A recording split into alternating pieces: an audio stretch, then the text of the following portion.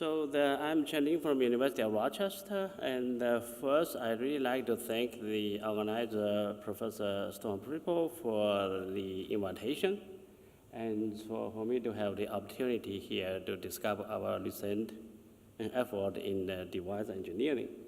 So what I like to talk about here is I like to discuss how we engineer.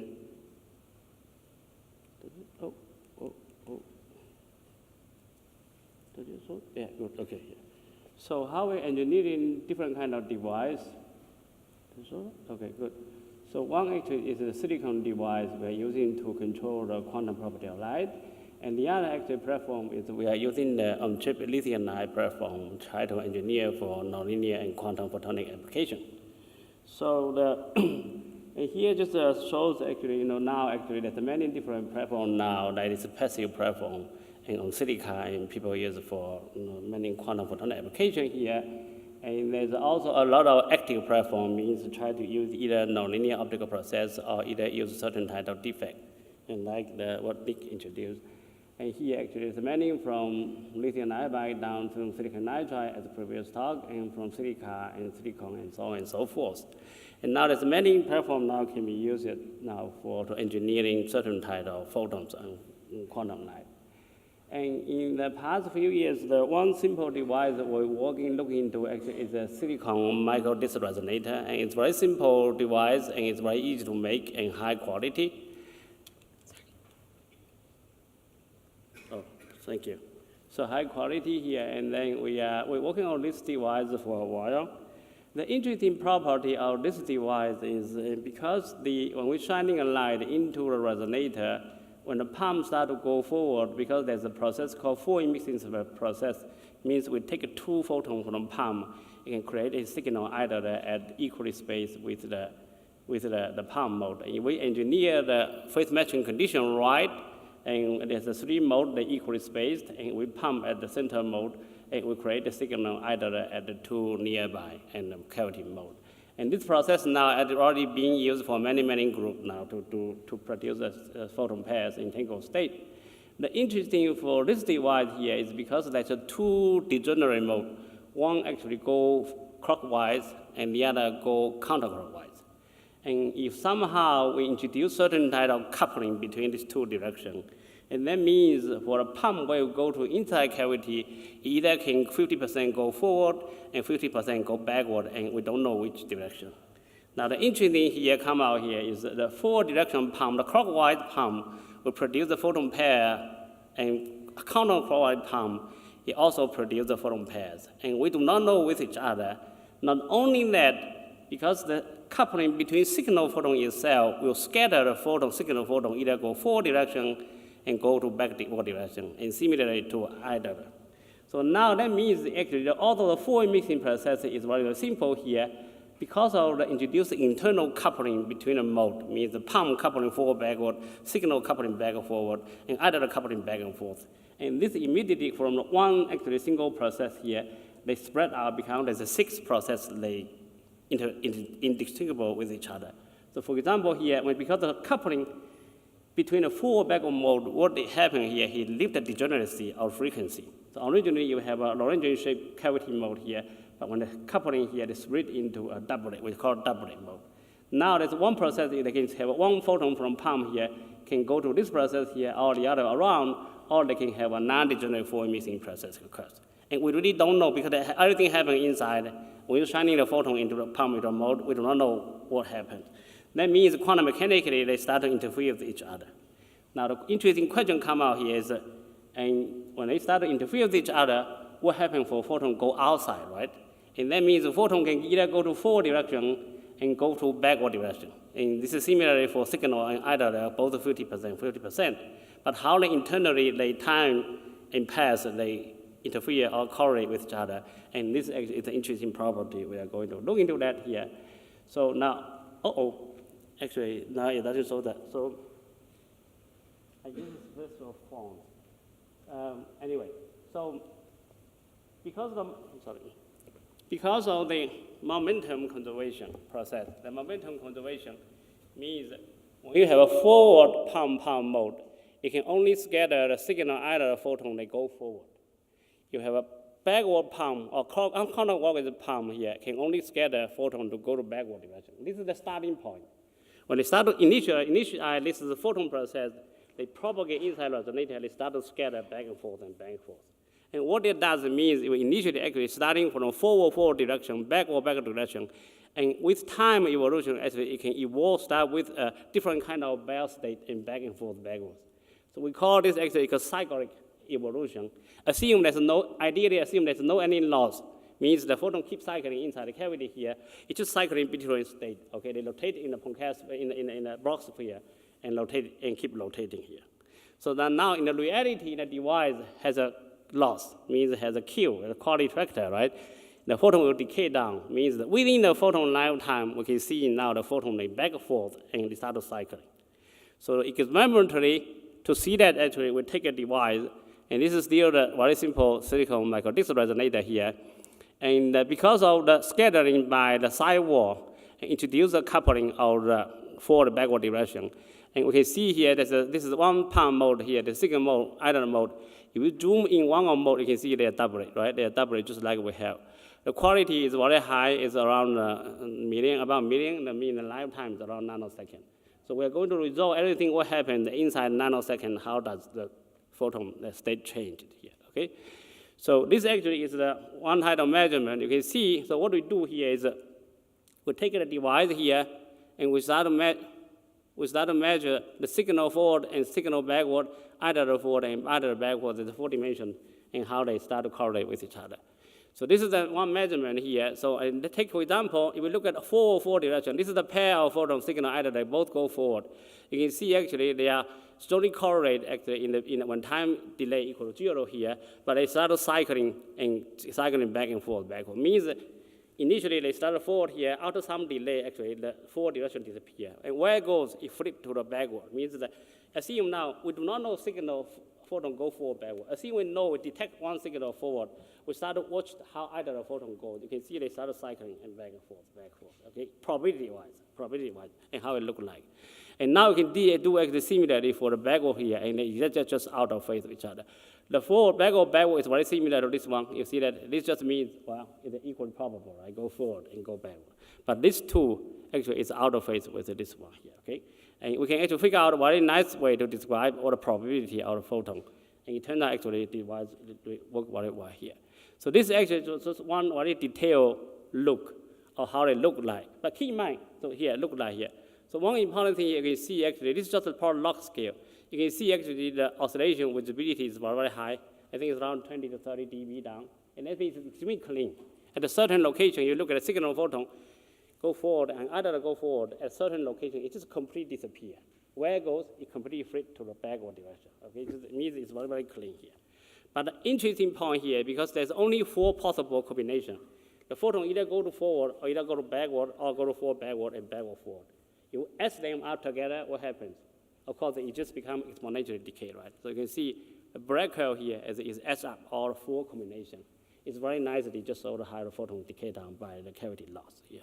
Okay. Now this is the one side of the story here. So again, interesting for our device here. How much time I have? Oh, you still have 15. Okay, good. So the interesting this device here, because we use a certain way, is use a taper fiber to couple to the device. It means that we can mechanically change the coupling gap. And what that physically means that we change the external coupling rate. In the cavity, the photon can only die out in 2 ways, right? Either it's cycling inside the resonator, scattering, and eventually died out, or either coupled out and then to the coupling waveguide. And we change the coupling gap here, we change the external coupling rate to compare with what intrinsic photon rate here. And that means we can start an engineering process. For example, you can see actually very undercoupled, sorry, I clicked the wrong one. So I'm not familiar with it. Okay, I'm not used to that. So this is actually what I showed to you here. But you make it closer here, actually, you can see you have intermediate coupling here. What it does here, you can see the contrast start to reduce, right? You can see the contrast start to reduce. And now you make it very strongly coupled here, the photon can only dump out. Means actually what happened here, the external coupling is so strongly compared with the coupling rate of forward back direction, eventually you quench the purely the path entanglement. It just means the forward photon and backward photon, they don't talk to each other. Okay, they just by itself, actually, it becomes purely a mixed state here. So we've worked out a very simple, I clicked again, wrong one. So we work out very simple theory, actually. It turns out, actually, at least shows very nicely agree, actually, what happened inside the cavity here, okay? Now, the interesting here is, as I said, when we shine in a pump into the cavity here, pump 50% go forward, backward, right? The relative phase between the clockwise pump and the counterclockwise pump is determined by the cavity detuning. Means it is look like a transmission, like a doubler here. You sweep the laser across the doubler here. The relative phase of the clockwise pump and the counterclockwise pump can be tuned from 0 to pi by a very simple process across that. What that means we start to tune the relative phase of the 6 paths. And that means we have to start to tune what the real quantum state is. Either they go forward, backward, or they go like this way, the other way. So this is actually exactly I showed to you here. You can see, and when we start to tune the pump across this 8 point here, you can see this is forward direction, this is backward direction, this is forward, backward, and backward. You can see actually they tune very nicely here and out of phase with this one. So I want to show it more detail here. This is pick up 2 curve, okay? This just pick up 2 curve out of this here. You can see you pick up one phase here, it's one detuning point here, the second detuning point here, you can see here. You see this is for backward direction, okay?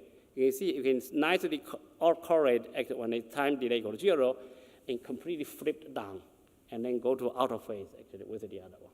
And this just shows actually this very nice capability by simply tuning the pump mode. And you can start to tune the switch to the quantum state of light here, okay? So this actually is one type of device. I show it to you actually how we can use a very simple micro-disc resonator. We can start to engineer the cyclic, the Bell state here. So now I want to switch gear a little bit, talk about the second material, and we recently work on is a lithium niobate. And this is actually a very simple chart to compare with the different material platform now. People are interested in, particularly related to the nonlinear optical property. So the lithium niobate is very well known. It has very good property because of the electrical optic effect. And it turns out actually for a very strong quadratic effect. Its K effect is also very strong. I will show you later. And it has very strong piezoelectric, even 1 order of magnitude larger than aluminum nitride. So that means this device platform is very versatile. There's many properties we can use to take advantage of that. So what we are looking at this moment is primarily looking on the nonlinear optical. So lithium niobate is very well known because there's many classical quantum applications already now, so I don't need to emphasize more here. It has a nickname called the silicon of photonics. So and it's not silicon photonics, but silicon of photonics, right? So and now, conventionally, the way to define the waveguide is primarily either use proton exchange or either helium doping or either use the titanium diffusion. But unfortunately, this process can only produce very weak guidance. Index contrast is 0.01 or 0.1. And that means the waveguide size is very big, right? And I think in the past 4 or 5 years now, actually, that people start to look into, it's possible to purely direct through the plasma etching process or certain type of etching, laser writing, for example, can define very large index contrast and resonator or waveguide. And you can see there's many groups now working on this area. I think Qiang actually work a lot, actually. This is one other device from his group here, and many groups working here. And this shows a very promising way to try to make a nanoscopic scale, at least a sub-micron scale, and device on chip here. And there's also allow more degree of freedom to engineering the dispersion of the nonlinear property of device here. And in an even more small scale, and there's a lot of group working on try to get the photonic crystal nanocavity out from this material platform here. So we actually spent quite some time in working on this material platform here. And we, of course, in the beginning, we struggled a lot, and turned out it worked well. And this is some example of the device we developed from the micro resonator here. It's quite high quality, it's a few million here. And particularly, we work on a lot on the photonic crystal and 1D, 2-dimensional waveguide here, okay? So I want to look into one device, for example, and this is a 1-dimensional nanobeam photonic crystal nanoresonator. And because this resonator is so small here and quality is very, very high, and it's supposed to enhance nonlinear optical process a lot, right? Try to engineer the property of light. So the one kind of nonlinear effect it's kind of very peculiar, unique. People usually don't talk about. It's called photoreflection. And what the photoreflection, this is a very old effect people know for decades.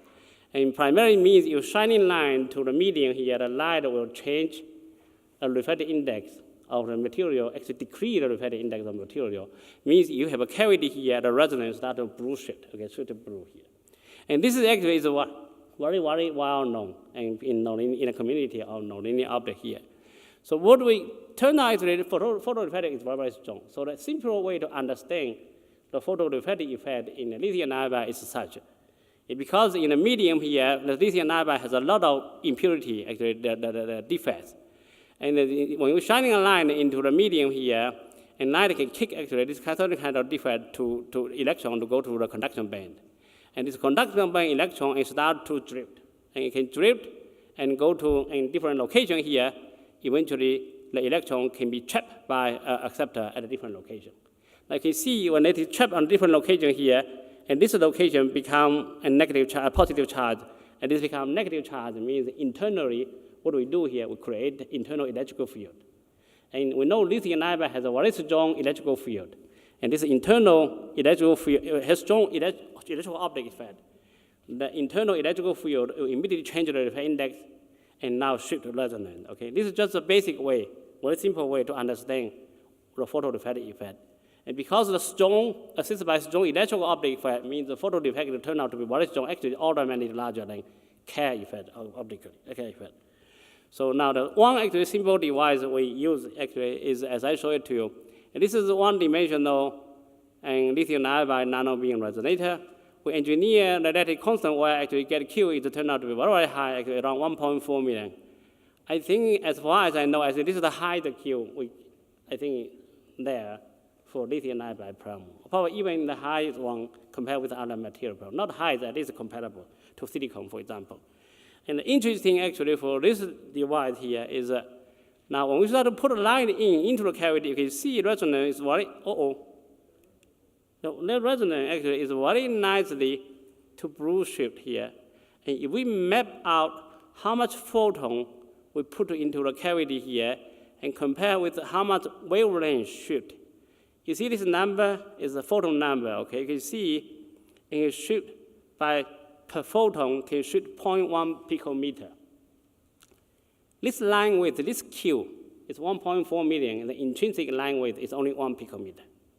We load it, means the loaded cavity has a line width of 2 picometer.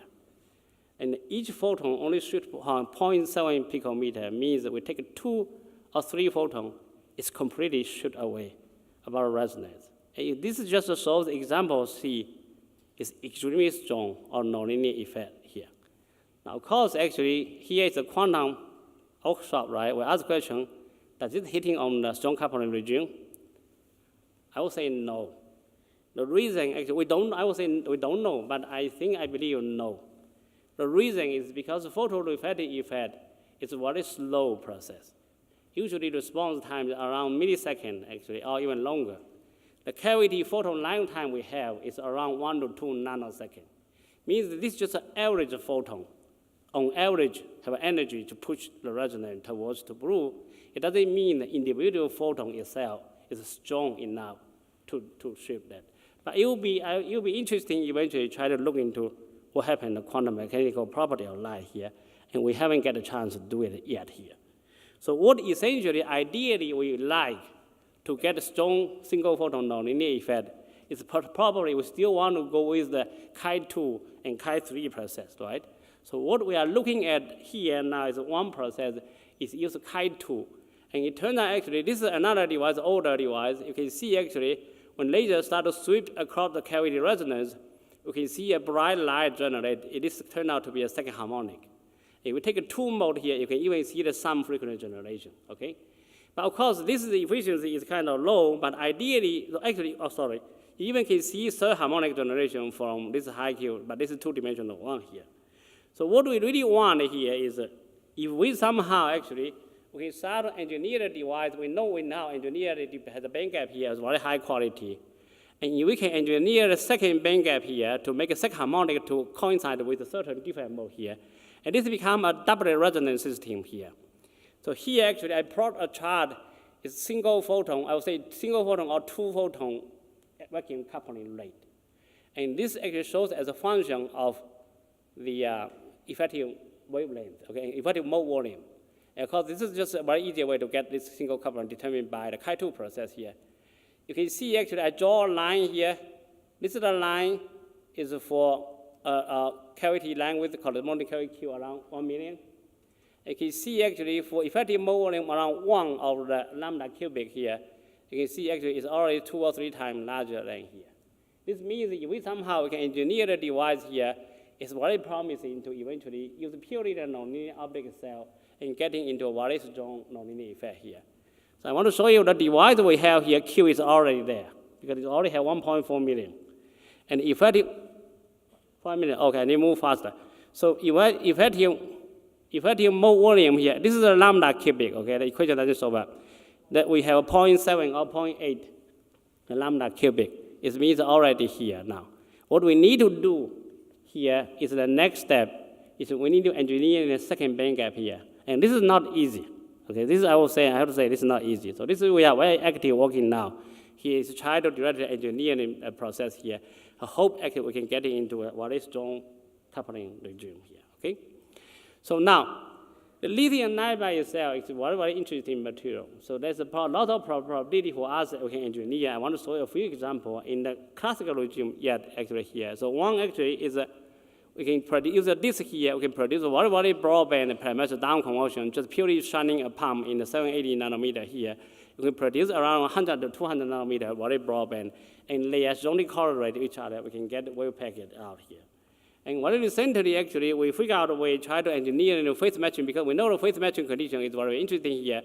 Is what we do here is we take a waveguide here, we keep the linear property of the waveguide, but by adding amorphous titanium oxide here, we break the spatial symmetry of Chi2 process. But we maintain the spatial symmetry of linear process. And this immediately matches other phase here to get efficiency actually extremely high, and this is very high. So now what's interesting here is that this system is very naturally called parity time symmetric property, because one layer has a gain and the other layer doesn't have a gain, or has a loss here. And interesting what I'm looking here is how does if we use this process, not doing the second harmonic generation, but instead of doing parametric down conversion, and how we can actually to engineer what the property of the light generate in this kind of PD symmetric system. And this is very interesting to look into that. And of course, the lithium niobate is very interesting to engineer the phase matching. I'm going to skip this one anyway. So now, of course, we can incorporate it into a resonator. And this is a lithium niobate resonator with a Q is not very high, actually, only around 10 to 50 here. But we can engineer the phase matching, eventually can get the second harmonic generation out. And what we're going to do, this is in a classical regime, the efficiency, of course, is very, very high though. And now interesting here is we are going to currently working here, try to do the other around, is to do a parametric down conversion to engineer the quantum pairs. And interesting here is how we can get squeezing count from as previous talk here. And this will be very interesting to look into now here, okay? And very recently, and we find actually, we do it worldwide here, and lithium niobate resonator actually can support actually, it's called the Qiang frequency comb generator. And all the comb lines, they lock each other and become a soliton in time domain. And you can have a fundamental soliton, second order soliton here, and they lock each other. And lithium niobate has a very strong Chi2 process, means you have a soliton here, immediately generate a second harmonic soliton. I would say second harmonic soliton, second harmonic pulse with a hyperbolic second provide. And this process actually is self-starting, means you turn the pump here, you don't need a specific way to lock there. It automatically jump out, a soliton come out. So this is a very simple way actually to do that. But what interesting here is we are looking here is what happened for the quantum mechanical property of risk light generally here. I think we'll hear more. I think this is inspired by Professor Andy Weiner's group, and then he has a lot of, I believe we have a lot of interesting to listen tomorrow. So, and about how to deal with the frequency domain of the photon pairs here. So, and I think I'm running out of time, right? Okay, so in summary here, I want to go back to this chart here again. It's going to look into the material problem. I believe I give some introduction to how we can engineer the Chi2 and Chi3 process, and how we can engineer for nonlinear optical process, and potentially use it for the quantum engineering. And now from this material, we know it has a very strong electrical optic. And particularly, it has a very strong piezoelectric effect, means we have an excess degree of freedom usually coupled to mechanics. Because for this device, you engineer it right here, it's very easy to observe very rich on the mechanical oscillation of the device. Whatever in the resonator, in the photocrystal here, you take advantage of the piezoelectric effect here, and then couple together, and potentially we have a way to transduct the signal, either the microwave regime, go to optical, either use this approach directly use the mechanical domain to engineer or manipulate control the nonlinear optical process. So, and I think time is up here. So, and in my team here, we have I think a group working on silicon device here. And what I show here primarily done Stephen, Austin, and Usman. Austin actually he's here. So there's the other team working on lithium ion, and then we eventually got to merge each other here. And we also collaborate with other group and for the work. Yeah. Thank you. Okay.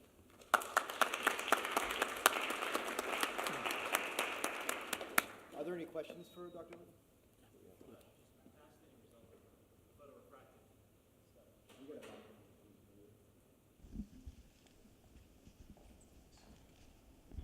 Yeah, I'm really interested and curious to hear a bit more about the photorefractive results. In particular, that plot that shows sort of a very fantastically low photon number.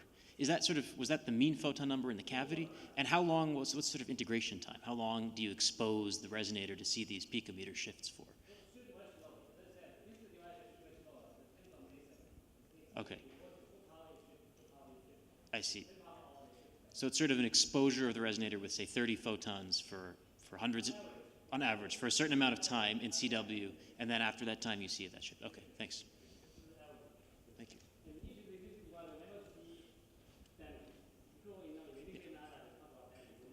Sure. And that was at 1550, shining the pump? Yeah. It,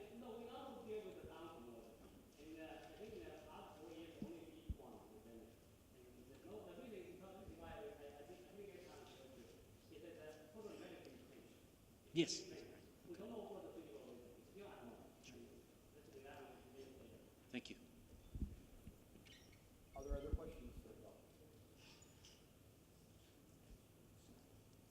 In that case, let's thank you again.